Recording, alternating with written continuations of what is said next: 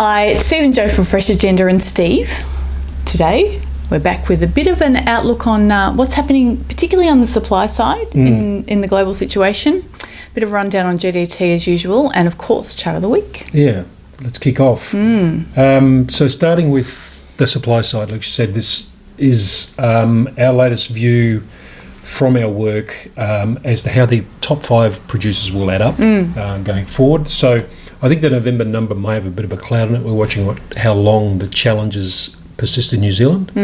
But you can see the 2 main contributors to that malaise there, top chart. So that's probably the biggest constraint in supply that we're seeing, and that's naturally causing a lot of tension along the supply chain.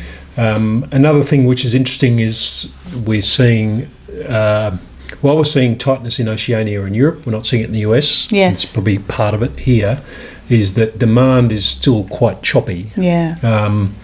So is cheese, and in fact the American, which includes cheddar, was actually down in September year on year. So that 3-month average is fading quickly.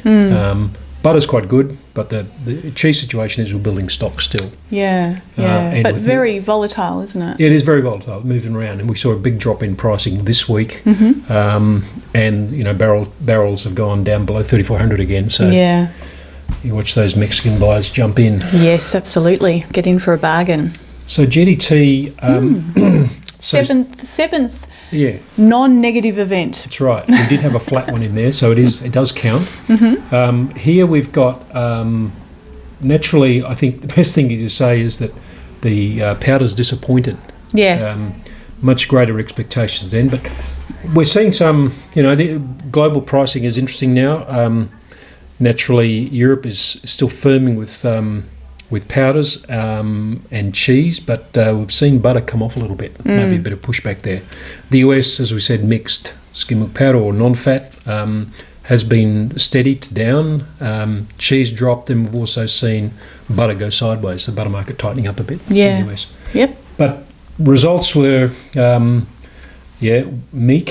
Fats did best. But this time we've got, now I've got some awards here. Yeah. I've got a little trophy there. We have busted through some records, and I guess we've seen a few things get to highs or multi-years highs in recent events, but here we had quite a few. So highest index since March 14. We saw around about the same time, the last time we saw medium heat skim milk powder go that high. But for Arla Foods in that medium heat category, they only play in C3 contracts, but it's the highest price they've achieved on the platform. The highest cheddar price ever, and a couple of contracts got that gong. And the highest spot milk value. It didn't quite go to where the futures are, so there's even better expectations there, but that's quite an event. That's quite a big payout, isn't it? There? It is a very big payout. What will that bring? So this expectation gap,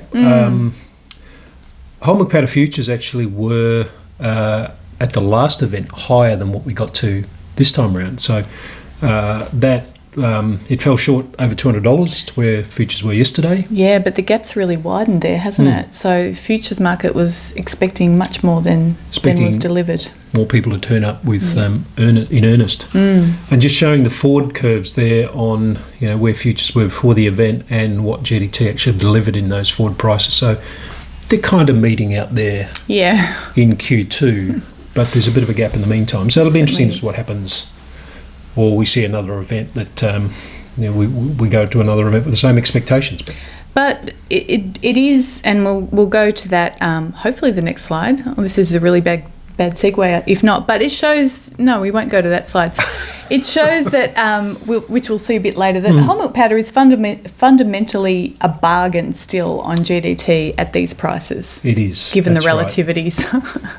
But the other part of that bargain we'll see is where skim has got to, because that's flattened out. So we did see a small gain. Fonterra went up a little bit, but the Europeans showing that European tightness. I think he got something else for us on that matter later.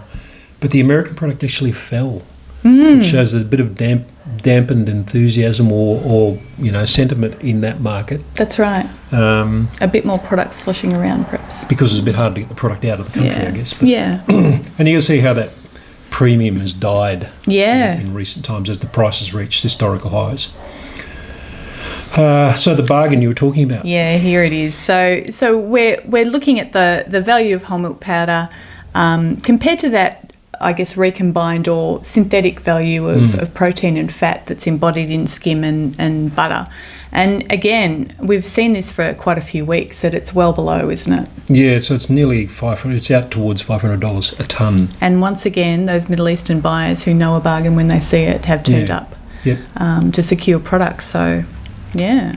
Not the highest they've been, as you can see, No. but this is a bit of a surge for them in this latest period with that gap.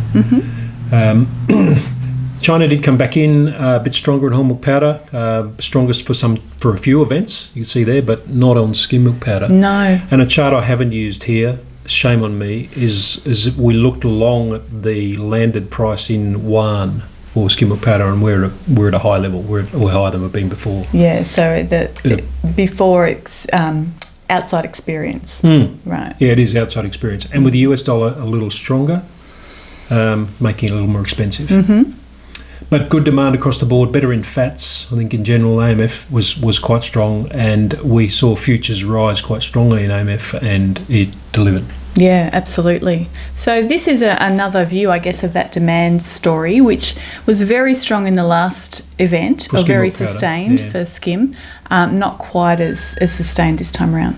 Yeah, the black line is the current event, just showing how it last event kicked on. This one petered out, and just shows the last four events how the results bunch up around there. Some of those you can't quite explain. I think the green line looks odd when you compare what came out of that, because it had a higher result, but that's why it didn't go further and stayed below trend line if you look at our other scatter plot. This result, but that's pushback on higher prices, perhaps. Yeah, that could be what we're seeing. In chart of the week, we've only got one chart of the week, despite the header there. And this week I thought we'd have a look at skim milk powder exports out of Europe, which kind of explains what we've seen in GDT this week with that premium disappearing, because European product is pretty scarce. We just see that black line there, the trends in exports for all of 2021, and it's been pretty flat, hasn't it, and low compared to previous years. Yeah, and we were one of the lowest single months for a while. Yeah. You see there are some down there, but this is a pretty tight time, and probably persist for a little while, because we're milk is near its low, so that isn't going to change much. Yeah, and what milk's available, it's not going to be skim that's a priority, probably. No, that's for sure. That's what we've seen, and that's what we will continue to see.